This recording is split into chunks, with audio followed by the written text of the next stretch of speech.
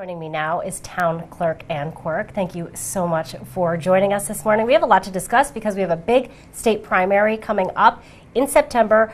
Talk to me a little bit about some of your concerns leading up to the state primary. I know there's a big list going around with a lot of inactive voters. That's just one of your concerns. Absolutely. This list, I'm going to show it to you, is going to be out in every post office. Hopefully this afternoon I'll get to all the post offices.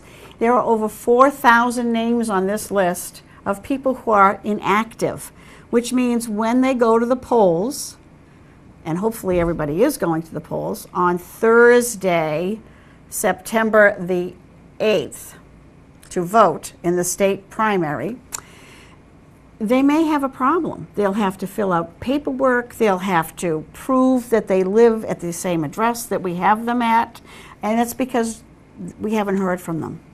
And this is all tied to census.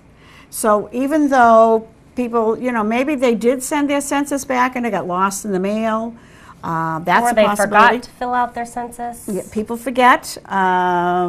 Maybe it got lost in with a lot of their mail. That happens.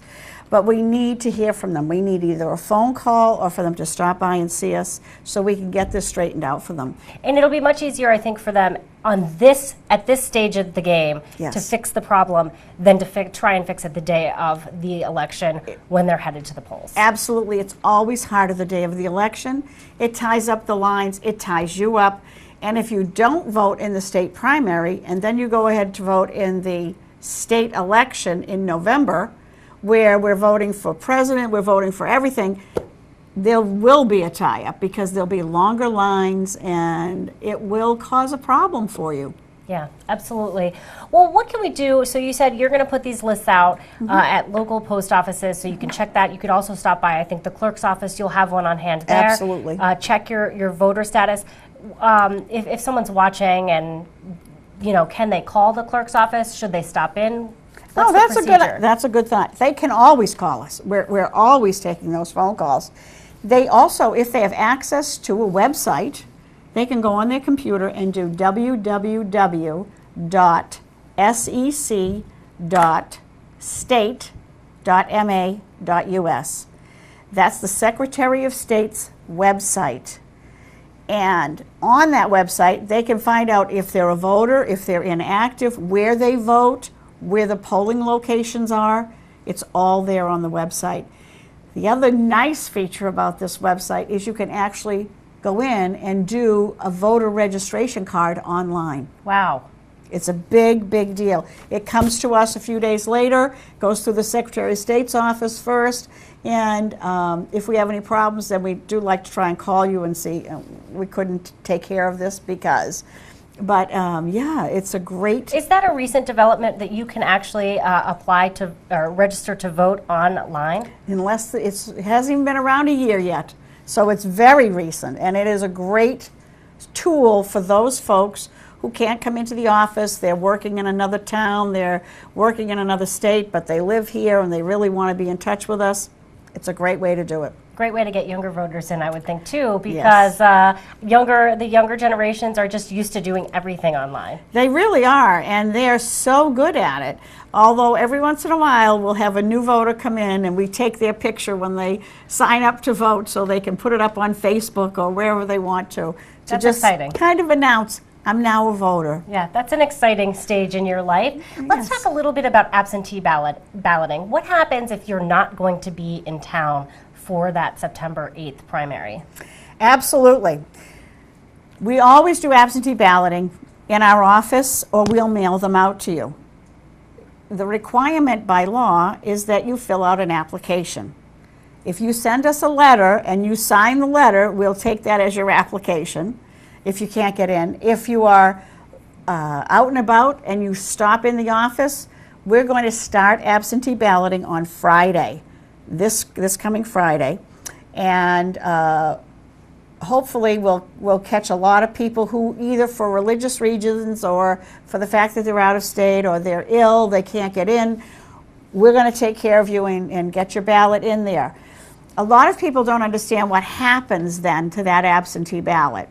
And I think it's important that everybody understands that those ballots are counted on Election Day. You fill out your form, you fill out your ballot, you put it in an envelope, and on that envelope we have to have your signature. That proves that it was you that did it, it's your ballot. Those ballots are sent on Election Day to the polling location where you would normally vote. Then it's opened by the warden, and they check your name off on the list just like you were standing there, and they put your ballot through the machine. I would have assumed that they were counted beforehand or maybe after. So interesting to know that they are actually, it's almost as if you were voting that day. Just as if you were standing right there in line with everyone else. That's how it's done. Wonderful. Is it tough to get that absentee ballot from you guys? So easy.